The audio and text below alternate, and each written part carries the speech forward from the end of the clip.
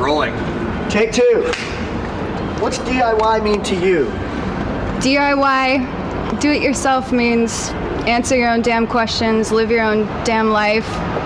To me, it means nobody falls off the conveyor belt. It means you have to stand up and jump. And you have to embrace the falling of life. That's what it means. It means, I think, survival. It means you'll have a career.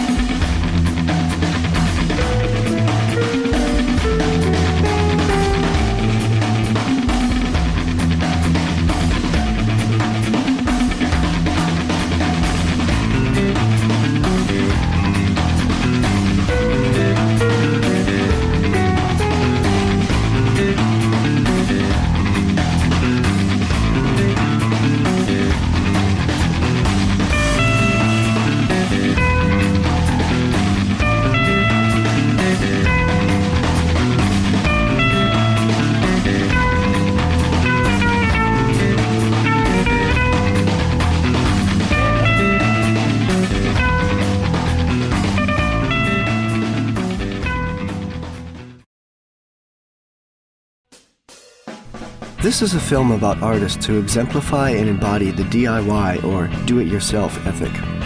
We will profile a unique group of icons and unknowns working in various media including print, film, graphic art, cartoon art, dance, and music. The 36 interviewees are uniquely American artists who operate outside of any studio system, are beholden to none, and produce influential, quality art regardless of a continuous paycheck. Most of them are able to make a somewhat comfortable wage at their art. Some are just scraping by, a few are rich. Many have been major influences on modern culture. However, they all have a common denominator. The need to make art is their biggest reason to get up each morning. The DIY movement has its roots in the punk rock culture of the mid-70s. Unable to garnish corporate support, many began working around the culture industry to invent new channels of creative dissemination. They put on their own concerts, made their own films, started tiny but influential record labels out of their basements, and used their bedrooms to do paste-up for hand-Xeroxed fanzines to review and promote each other. The DIY I think I can ethic exists today, driving everything from garage bands to the largest software companies in the world. We will document this spirit in these modern mavericks as they strive to survive, to create, and to form communities against the backdrop of indifference.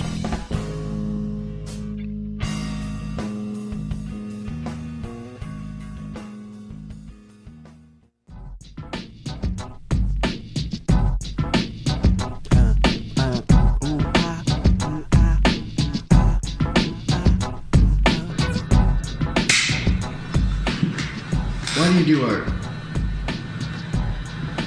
I do art because it's something that my heart feels, something that changes with how I feel, changes with what the world around me feels like, and it's one of the few things in the world that seemed like it called to me in any way. Why do I do music? I don't think that the why ever enters into it. So that's probably the reason. It's beyond why. It just is what I do. And I have never understood. People ask me, so how did you decide to do music? I never decided to do music. And I don't think of myself a musician either. I just end up, I wake up, I do something, and this is what I do. And this is what has seemed like the most natural thing to do. I was hoping to do this interview with my kid in the photo, but it was impossible. But the kid really is what drives me. He's, feeding, and this is him. Can this work? Yeah. See, that's mini me. That's what drives me. Before he was born, I don't know what was driving me.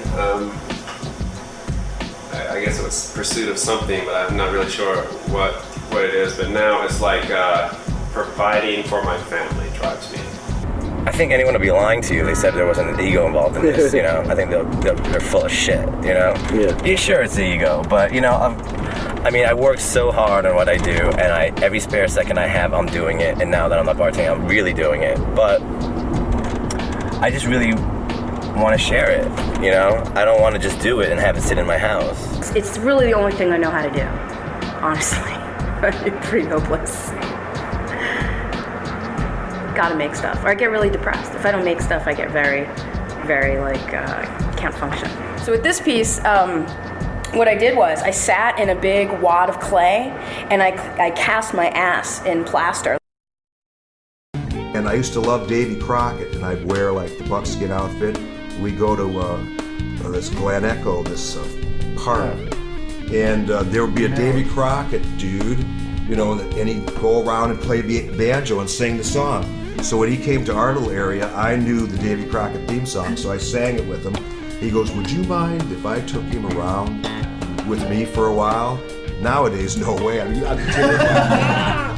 But for me, I'm performing too cool. So I went around with him, you know, for an hour or so and sang the song with him. I go, uh-oh, that's it. I'm hooked. And that's what got me going. And then I remember just being a kid laying in bed, and you know, I'm like 10 years old or 12 and going, oh man, I don't want to go to college. I don't want to get a job. I don't want to have family. I don't want kids. I just can't do that. Even then I knew I didn't want to do that. And I was always worried what would happen and how it would come to be that I wouldn't have to be a normal person. To some degree, I think being involved with the punk rock scene or like that is actually an area where I feel like it's full of deviants, people who are kind of challenging all sorts of conventional thinking. So to the degree that my interest in music or my interest in playing music has sort of brought me into this kind of underground world, that is the reason I do it, because it's where I feel comfortable. I feel like it's where I can actually feel like I've accomplished something. But my job is pretty good. I mean, I did pick this job because I thought it would be cool if I was 60 years old to have young women or men or whatever come over to my house and take their clothes off. I thought that would be really funny. Seriously, that was one of the considerations when I went into this field. Well, at first, you know, my art was my music, and then later on I just ventured into doing artwork, but and the art that I do, the Demonica Erotica series, is, you know, what people sometimes think I just do for shock value, but basically it's just what I just love to do because I've been doing it, you know, I've been drawing since I was a baby. Why'd you start playing punk rock? Because I just quit doing drugs and I had a whole bunch of extra energy, and I was drinking lots of espresso and eating lots of pastries and riding my bike every day, and I just couldn't help but do it. What would you do if you weren't playing music?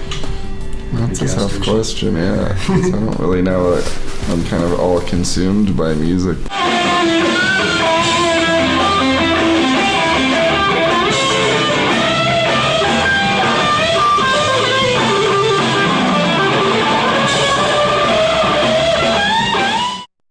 When I first started seeing band, I realized I can play. So it was never like I thought like, oh, I'm going to be in a band. It was sort of like, well, I can play, so let's get together and play some music. And then let's write a song, or let's, you know, it was all very momentary, very process-oriented or whatever, which is exactly the way I think about things in life.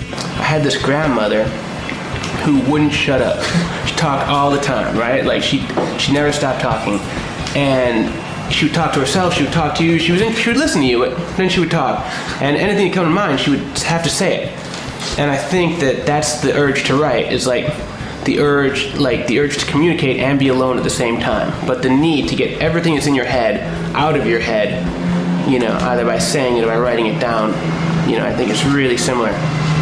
You know, so rather than making everybody crazy and, you know, and talking too much and telling them everything that I'm thinking, I just write it all down and I just show them the good stuff.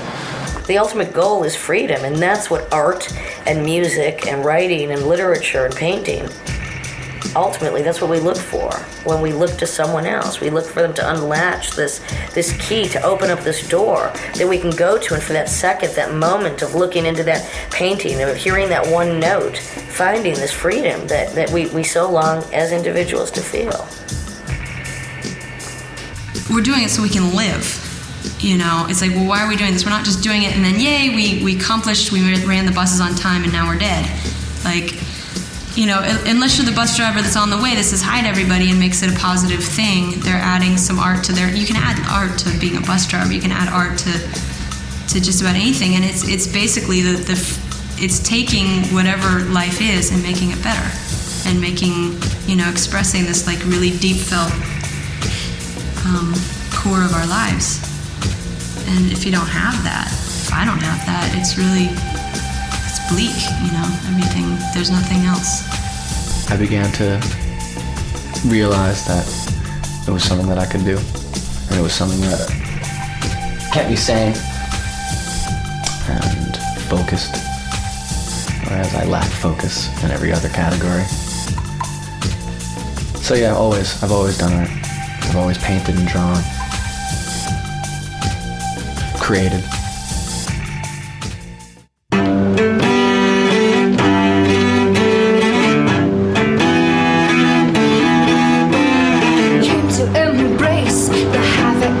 I perform because I have to. I started performing on the stage when I was with this person when I was about 8 years old. So I think that I came from a really working poor family, and being on a stage and performing always somehow gave me a new perspective on myself, and this idea that there weren't any limitations or boundaries when I was having this performance dialogue with people, and it was the truth of the emotion, the situation that I wanted to convey, and I couldn't find that in my daily life, but I could find that and embody that and create that dialogue when I was performing for people.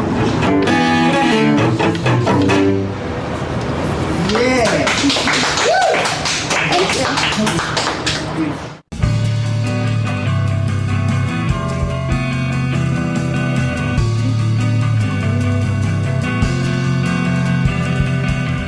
We were probably approached by virtually every major label on some level. Some of which were like, you know, just someone saying like, hey, can we have lunch? And us saying, hey, no, or, you know, or, I mean, never rudely, but it's like there's just nothing to talk about, you know. The corporations or big money gigs always somehow knew instinctively not to approach me. So it wasn't as if I had to necessarily refuse. I was never drawn to it, and they were never drawn to me. I think my reputation preceded me from 1977 on. It could have been because I think one time when a record company tried to not pay me, I threatened to throw first their stereo and then them out the window, and I was quite serious. And we did turn out one relatively explicit buyout offer, which would have meant a lot of money and so on. And I don't object to that, and I'm not all that anti-commercial. I just decided that the right way to do this was as a labor of love, and just to keep plugging away. Now we're doing okay, even despite the downturn, and I'm just glad we did it this way. I'm not really driven by money. Money is like the last thing that I think about when I'm writing. I've never written thinking like, you know, oh, this will make me a bunch of money. If I was thinking about money, you know, I'd be writing cartoons instead of, you know, writing about straight males and gay bars, you know, strippers, and you know what I mean. I don't think I write the kind of stuff that's heavily commercial at all. I've had to call my own press. I've had to book my own stuff. We don't have a record company, and I want to keep it that way.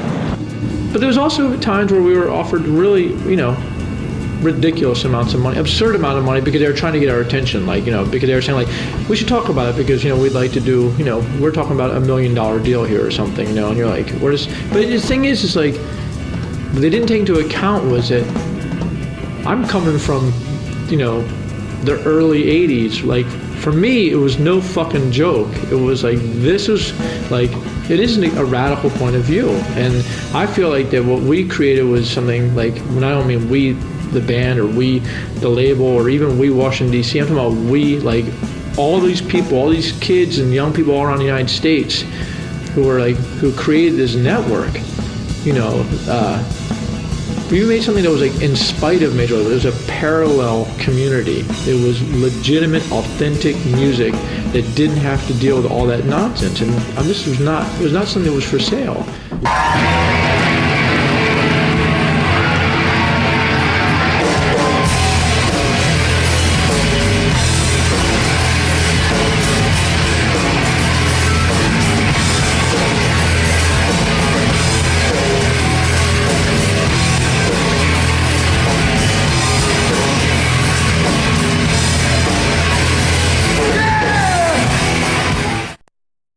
you can't really do the things you want to do or the way you want to do things if you have to actually make art or do anything for somebody else, or if you're being paid to do it for somebody else. That means that you're doing it for them, and you're actually not purely doing the art how you express it or how you want to do it. I just reached a point where I had to put everything I had into it and try to make it work for me, because I knew that I really wouldn't be happy doing anything else. And I used to show my work in other galleries in Washington, D.C. and New Orleans. But I got sick of dealing with somebody in the middle to sell my work, so that's why I opened up my own gallery. Major labels in general, they've really succeeded in their war. They've totally corporatized punk rock and revolution.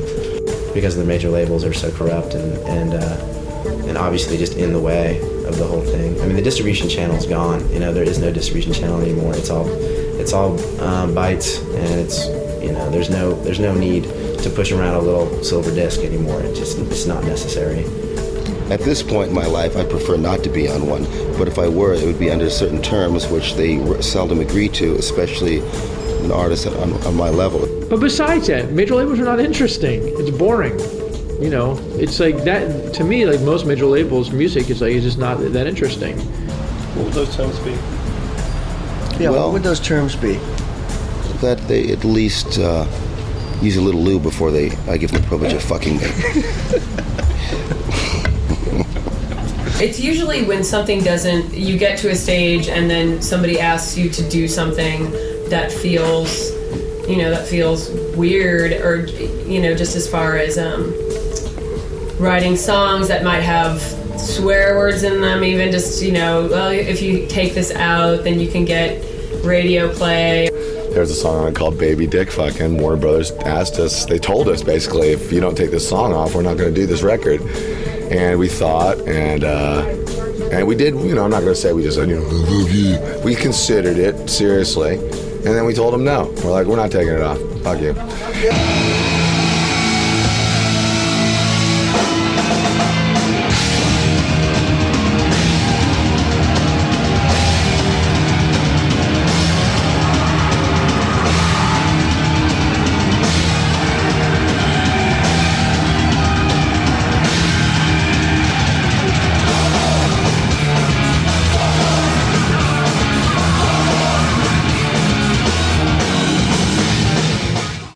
Truth has never been a popular commodity. It will never sell records or books. So therefore, it's not even a question of selling out or finding a corporate sponsorship. They do not desire me, and I do not desire them. I look at each interview as equally important, whether it's for a zine or a Rolling Stone. It's like, zines are more important than Rolling Stone in some ways.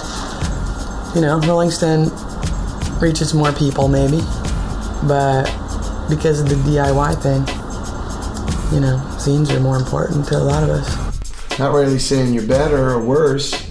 You get a kink in your neck looking up at people or looking down at people, but if you look right across your shoulder, like your peers, no kinks. And this is part of Jam Nicano, doing what it takes for you to try to realize your expression. And not getting caught up in all these side issues, how to adjust the tiara on your prince's head, and this stuff, That's fine for other folks, but I think that gets in the way of trying to say what I want to say. I like what John Coltrane said about music. Somebody asked him, what are you trying to do with your music? He says, I'm just trying to uplift people. And he goes, I work for this liquor company, and we'd love to use your stuff to do this bar promotion. And that's like, well, he basically remembers my strip was about drinking and a lot of drinking and stuff like that and partying back in college. It's vastly changed now. And I said, well, I don't really, I guess I talk about drugs and stuff a little bit and drinking, but mostly I deal with a lot of different issues. And he's like, well, what do you mean? And I was like, issues of race and some politics and different things like that. And he's like, oh, race, well, that's cool, man, because, this liquor is going to be marketed towards black people, so. It's circus. Of course it's a sellout. Like I was telling you earlier, I wouldn't be doing historical justice to my ancestry if I didn't lie, cheat, steal, and embellish liberally. I think most writers are much more into people reading what they've written than they are about making a zillion dollars. And so, you know, the more people are the more people that read my stuff, I'm happiest when more people are reading it. It's bad enough that we're so fucked up to begin with, but then to cry when the words aren't coming fast enough because you've exhausted that memory of your ex-girlfriend, your dead mother, your fucked up friends, you don't really worry about your job and the money. Always the money. Where's the fucking money? I was just like, you don't understand.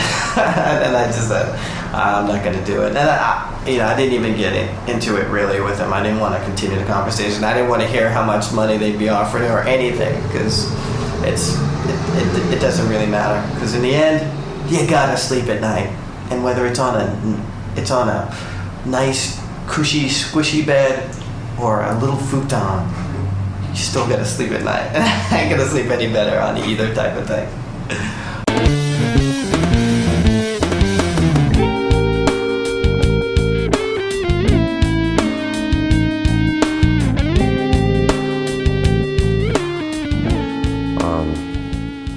It's not like it is in the books. I mean, it's not. Me and Mark make barely enough to eat and survive right now, even though we would pay this with this overhead that we're all in the studio. It comes in waves. Sometimes we sell a bunch of paintings. Sometimes, you try to wonder why you're doing it financially. But it's fun. It's fun to make your own artwork. You feel good at the end of the day. You broke a lot. I only think about money when I'm at my last dollar. You know, and then I think, fuck, man, poor again. I don't get it. How did I keep getting so poor? And then I try to come up with a way. And then once I have a few bucks put away, then all of a sudden I'm not thinking about it at all. You know, which I think at some point is going to lead me to abject poverty. Why do you sell your records so cheap? Well, first off, it's sort of real economy. We don't, since the label doesn't actually act like most labels, and we're not bothered by the kind of structure that most entertainment labels use, which is largely legally based, like a lot of copyright stuff. We don't have contracts. We don't have lawyers. We don't hire out press agents. We just don't take in all the mess. It's very simple, like what we do. So therefore, we know what the real economy is, like what we spend on a project, and then how much we can sell it for to make that money back, and then make enough money for the artists, whatever, for everything to continue on. Do you record your own stuff ever? Yeah. Produce it and record it at home? Yeah. Why do you do that as opposed to paying lots of money and going to a studio and having someone else do it and have it maybe sound, a little bit better and cost a lot more? Exactly. Dealing with agents or whatever, managers or whatever the hell, I can easily trust myself, or I don't know where people's intentions are, in the long run with big business. I've been from the music industry. Now I'm finding out the art industry is exactly just as evil as the music industry. I suppose that's why I've always tried to do things myself, and it's really hard to do because it costs a lot of money, and so I try to live my life as inexpensively as possible so that I can actually save money to, publish my own books or my own postcards or whatever.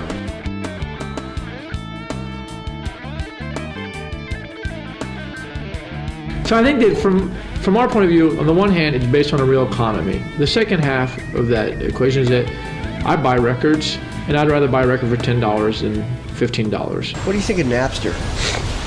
I think it benefits artists on a smaller level, and maybe not the ones who are already millionaires. That's good.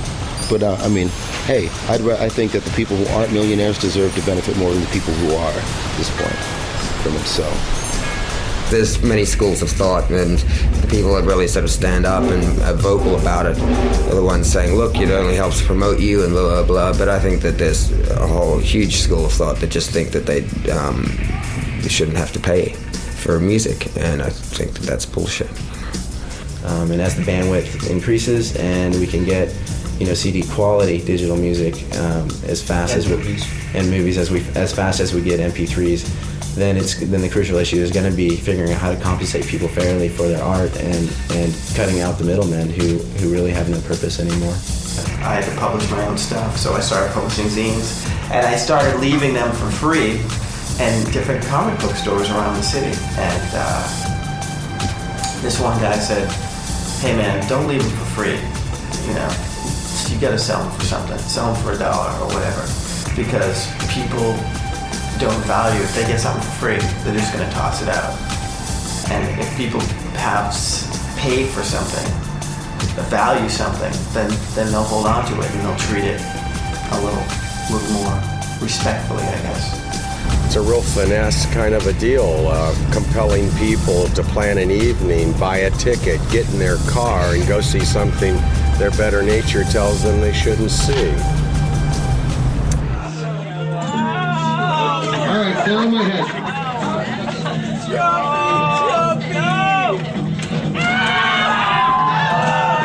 It's the lowest form of entertainment. Tell your friends, thank you for coming. Get the fuck off my head.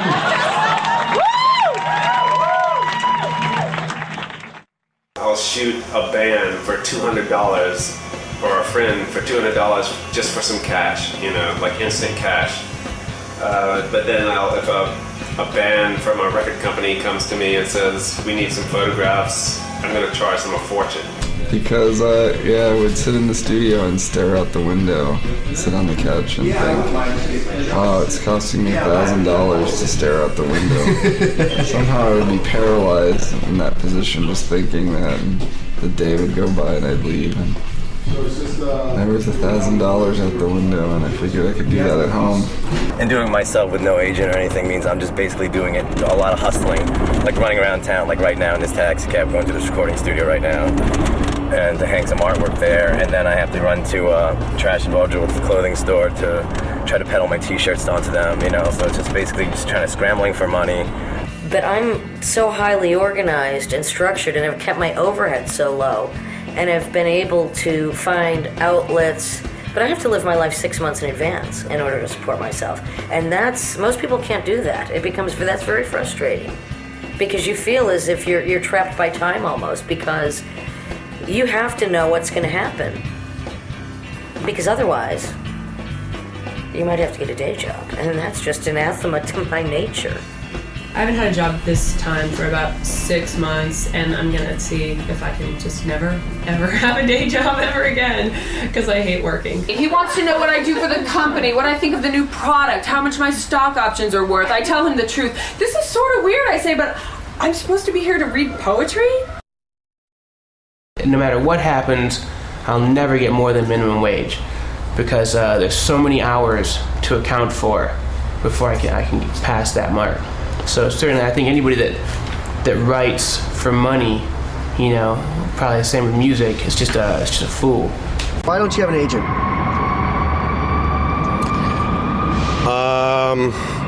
10%. Why don't I have a manager? 15%. Why don't I have a publicist? $5,000 a month. What would you be doing if you weren't doing this? I'd be a publicist.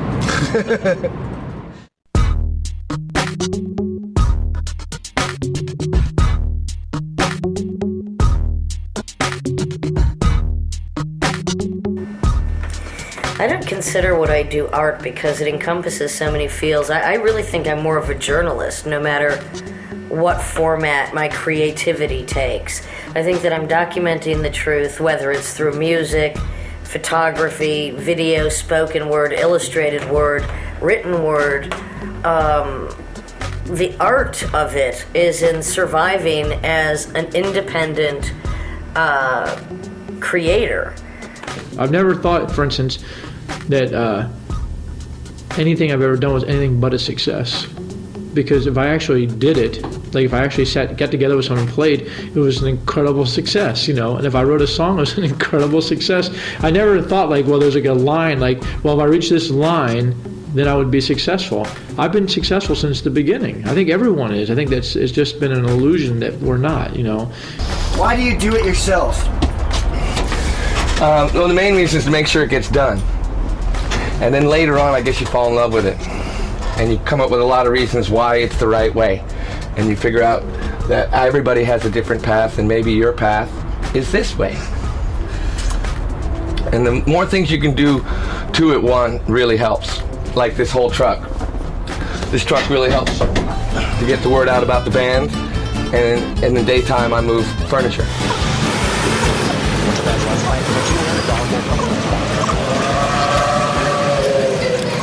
An artist, an American artist, West Coast artist, female artist, queer artist,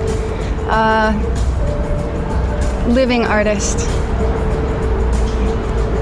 Great American, living, queer, West Coast, female artist.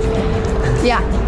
I don't really consider myself to be someone who does art. I feel more like I'm someone who takes photographs and shows those photographs in art galleries. I used to think I was an artist, but the definition of what's an artist is now kind of cloudy to me. You know, basically someone who uses the internet and computers to again, to glorify the individual and to fight things like, you know, corporate hypocrisy and all that crap.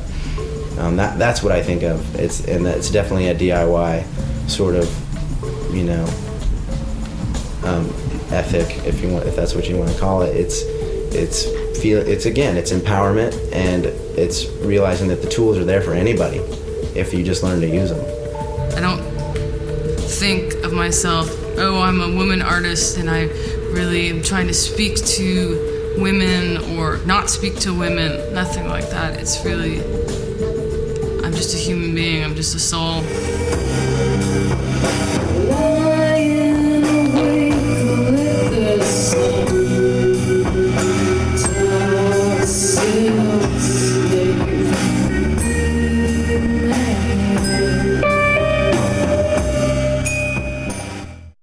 As you get older, I think the growing up process is all about finding your spirituality. I think you can't actually grow up at all. Like, I really want to grow up, you know, but, you know, there's a certain amount you have to do and to become one with the earth and your planet and, you know, and your fellow human being, you know, to not fuck each other over. And I think the only way to really do that on a really consistent, like compassionate and like really selfless level is through spirituality, you know, finding what your spirituality is and like letting go of a lot of, you know, everyday anger and frustration and just, you know, maybe even praying a little bit. Dare I say that? Do you think there's a spirituality in punk rock? Definitely. Well, there is now. I think, you know, there's been phases of it where it's just like, let's just get fucked up, let's do a lot of speed, drink a lot of beer, and, you know, have a lot of perv sex. And that was punk rock for a while. Fashion. Let's like shock people with our outlandish piercings. But yeah, I just think people are more, let's use punk like people used to use folk music to move people, to change things.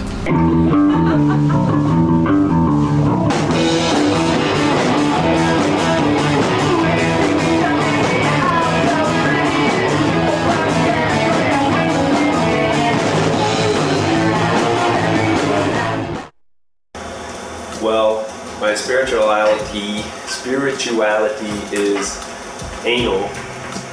My personality is introverted, and my sexuality is muted.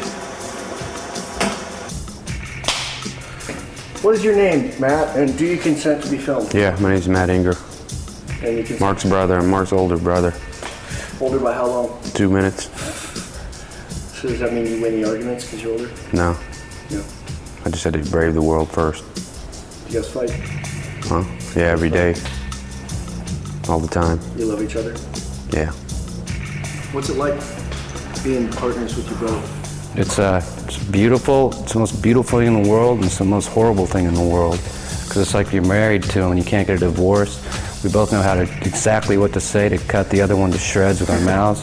We're good at sparring with each other, and you got to be careful in your personal life that you don't talk to like your girlfriend or something like that, because I could send my girlfriend into a total freak out with just a few words because I'm used to fighting with him. Do you ever fist fight with him? Yeah, all the time, but I'm not proud of it, but sometimes you have to. Who wins? Nobody. Well, I have great friends, and I have the ability to make music, to create music, to write music, and I have a great family. So knowing good people is a great thing. I feel rich in that regard. And the fact that I'm fortunate enough to be allowed to play music. So really, that's most of what I need. It's never been an issue of like, well, time for us to get real. They've always been real. That's the problem with American society. Everyone says like, well, it's time to get real. Fuck that. You're real from the beginning, so get with it. I like being on stage, and I like touring, and I like being in the studio. I love writing songs or playing for my friends at a party, because it's music, and it is truly the most wonderful thing there is. That is, of course, my opinion, which matters more than most people's. What's your book about? About a speed freak bike messenger in love with a stripper and her road to enlightenment. Well, I'm sure that's a stretch for you. Yeah, it was. I made it up. Oh, I was supposed to say, most men seem to think, most men either seek war, sex, money, fame, or some combination of these four. I make my living documenting sex and providing sexual fantasies for people, but I don't think of myself as a big sex maniac. Sometimes I dress just in like lingerie and high heels or something like that, and sometimes I feel more introspective, and it's not always so crazy. It's not always so involving. But I just want to be true to the mood I'm in. It's just about being true to what mood you're in, being honest with who you are, and so.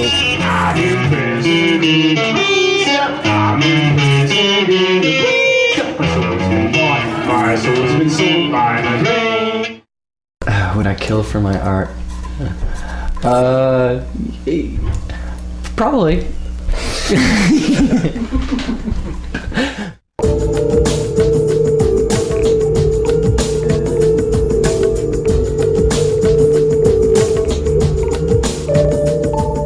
We're all victims of whatever circumstance, whether it's religious indoctrination, classist structure, the family structure, which is the microcosm of a fascist organization, being bullied, being a freak. I mean, we're all on this planet now, on this planet forever, in one way or another. We have been victimized, unless we're that very small elite cult of people that have born blessed.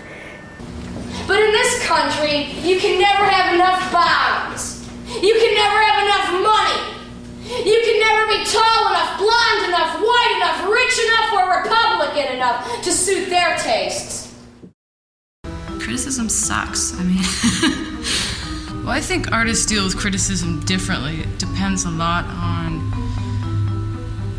if they're doing it because they care about their art, or if they're doing it because they're trying to prove something to somebody or to themselves. The first question I ask is, where is the criticism coming from? I mean, who is it coming from? Where is it coming from? If it's mean-spirited, mean-spirited criticism is just worthless. It's just somebody else putting you down for trying something. I tried to take a music class in 7th grade. He put me on the clarinet, and after 10 weeks, his name was Mr. Looney. He says, "Watt, you try hard, but you just don't have it."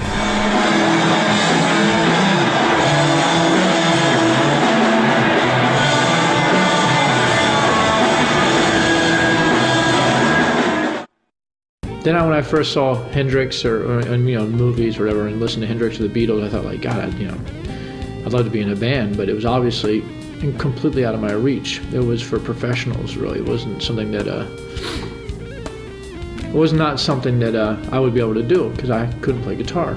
I was not trained. And besides that, anyone who grew up in the 70s knew that it was like this rock and roll was it was like a gallery of princes and princesses. It was like royalty. You had to be anointed by God to play music. You've got to be born with this talent. Yeah, or you just know somebody and you got in the band, you know, as an assistant hair tech or something. It's just jive. And I think music's for bringing people in, not shoving people out. It's the way I look at it. The money is starting to come in, but it's a struggle, you know, it's always a struggle. And I'm fine with it because, you know, I grew up in the Lower East Side and it was always a struggle, you know, and, you know, we grew up really poor.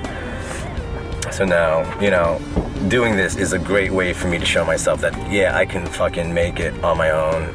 Especially in Manhattan in the art world. Even if they know you personally, they could have known you for years, but they don't really like your work or you until they hear it from somebody else that they respect. And I also hate being thought, you know, or being accused of being an imitation of the people who imitated me in the first place.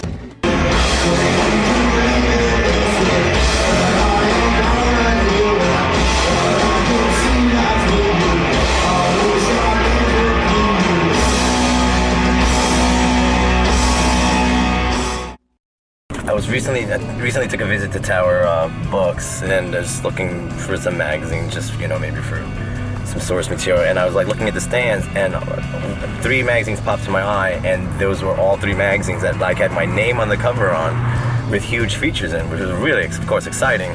But at the same time, as I picked them up and we're about to take them to the counter, I realized I only had $3 in my pocket. I haven't paid rent in 2 months, and they're going to shut the power off, and the phone gets shut off all the time. And, you know, I know everybody down at PG&E in the phone company. I know all the girls, how to talk to them, and and all the stories, and just to make it stretch. Eviction. We lost our practice space, my band did, and now I'm fighting an owner move-in eviction. I can't tell you how many illegal owner move-ins I was a part of that really pissed me off. I think we just have to be very wary of how our time is stolen from us. And I could have not created the body of work that I have at this age, at this stage of my life, if I had let the internet and television and bars and rock concerts that ultimately enriched me in no way take my time. There's no way I could have created.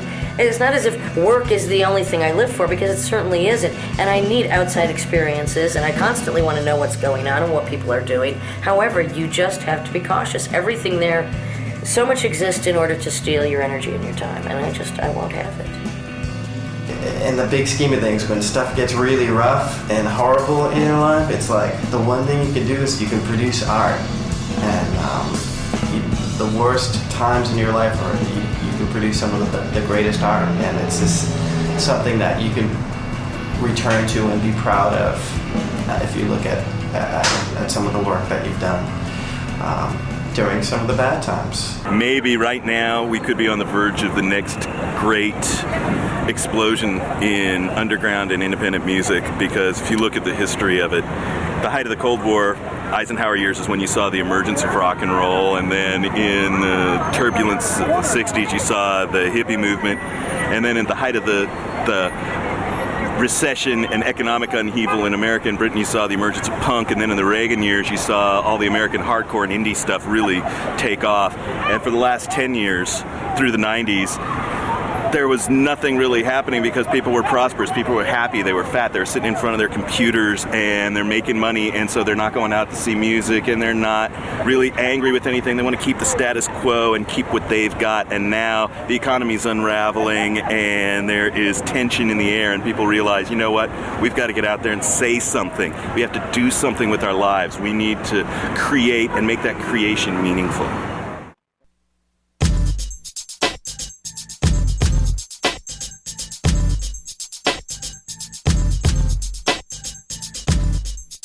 What advice do you have for kids coming up today that want to do it themselves? Well, it takes a while. Learn how to make something that you think is good, despite what everybody else thinks. So just give yourself some time to find out who you are and who you want to show the world who you are. If they are somebody that really doesn't have a choice but to keep doing this thing they love to do, like they didn't choose it, it chose them, even though that sounds kind of corny, but that's actually how it happens a lot, I think, then just be prepared for a lot of work and probably a lot of rejection and probably not so much success, but if you need to do it, then the ends justifies the means anyway, so you'll be all right. Just do it any way possible. I don't care if you have to steal the materials. Just do it and keep improving on your skill factor. Make it the finest and hardest thing to do is just keep up a level of skill that's just unmatchable, even the way you wrap the canvas. Everything really well packaged, put together, whatever that package is, come up with a format, come up with your images, and just keep developing those images. They'll naturally develop into your own visual language if you just keep doing it long enough. Don't get too discouraged, man, because I've been living in rat dens for about 15 years. Just now getting my head above water. And like I said, never lose touch with what you just want to create for yourself. But the whole like falling into like, maybe I'll get signed, maybe I'll get chosen, da-da-da. I mean, that's so easy to lose your own personal vision in that. And if you're waiting for the validation of that external stamp to hit your forehead, I mean, you either get a short-lived ego blast or a long-lived ego blast that will end. The only specific advice I'd ever have would be to say, just do whatever you do because you love it. That way, if in the future it doesn't turn into like selling tens of thousands of records, or it wasn't the most beautiful painting or the most incredible sculpture or whatever, at least you enjoyed yourself while you were doing it, and you were doing something that you loved.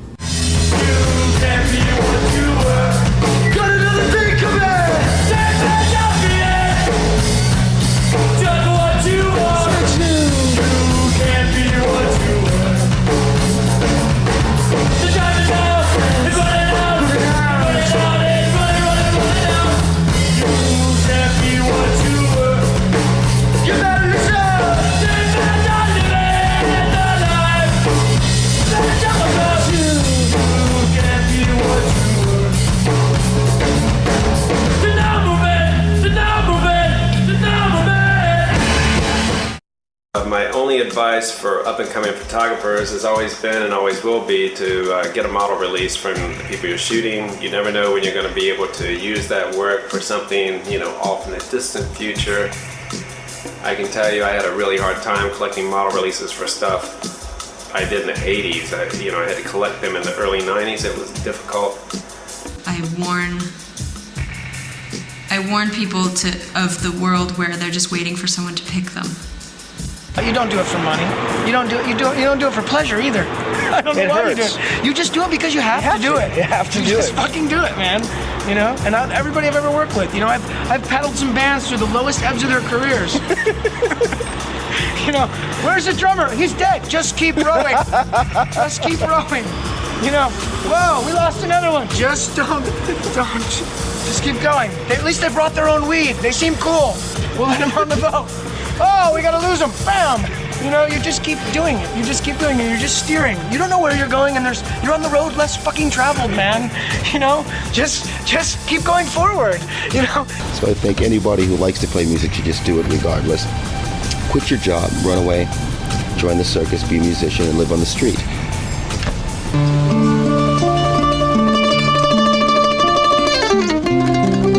Oh shit, that's right, this is a mandolin.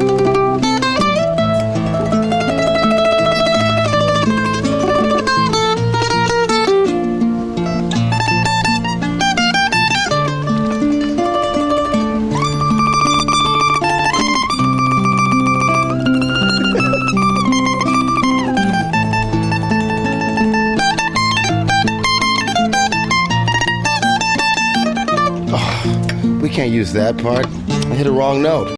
Because a lot of people say, wow, I don't believe you're able to exist just doing your art. And that's what you gotta stop and think about and be happy about, because there's a lot of people that say they used to do, I used to draw. That kills me more than anything else, is people sit there and say, I used to do this or I used to do that. It's, why don't you do it anymore? Oh, there's no money in it. And is that the priority? Is really that the priority? I mean, that if it made you happy, then that's better than anything else. And I suggest that anyone taking photographs of someone always pays the people, even if it's $1, So you don't come back down the line.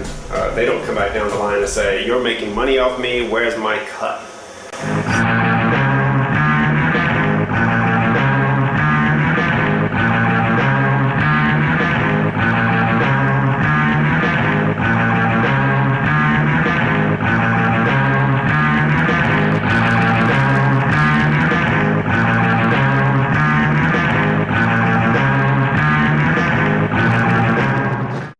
Real fast. Ramp up.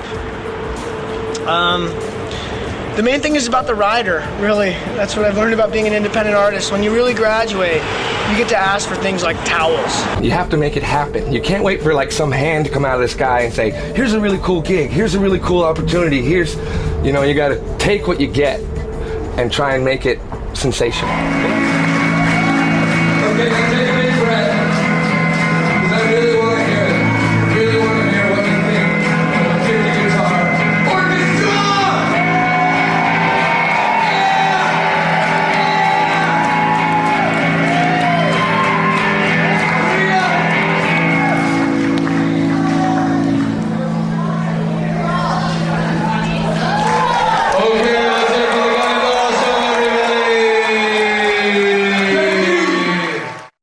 Do it yourself. And don't wait for a trust fund or a grant or think anyone's going to come and help you. But buck up your resources, get a job if you have to, find a way to gather the money, and just do it. It's not that difficult. You have to just have the will to do it. There's no secret. There's no mystery as to how you create, as to how you produce, as to how you collaborate. The thing is to have the balls to just decide, I'm going to do it, and do it. I can't imagine not doing it myself. It doesn't matter if nobody gets it, because most of the things that turned out the best had a period where nobody understood it. And how would they? Because you're doing something that's new. So you have to, if you believe in what you're doing, just keep it up, be good at it. Don't get lazy with it, just follow through. If no one ever knows who you are, at least you knew who you were.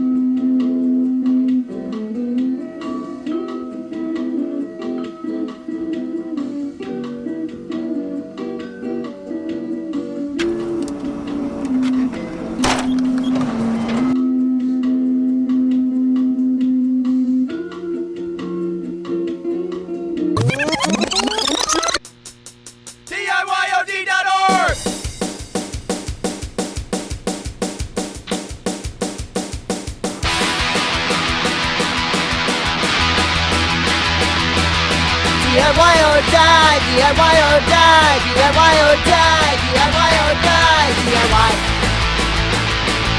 DIY. DIY or die, DIY or die, DIY or die, DIY or die, DIY. DIY.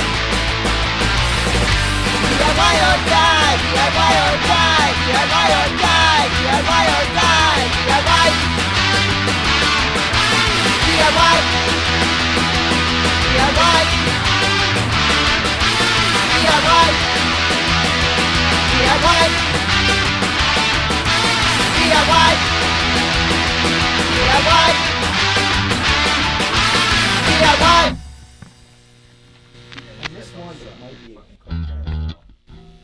I like that. Take. I'll do a second take. Keep that.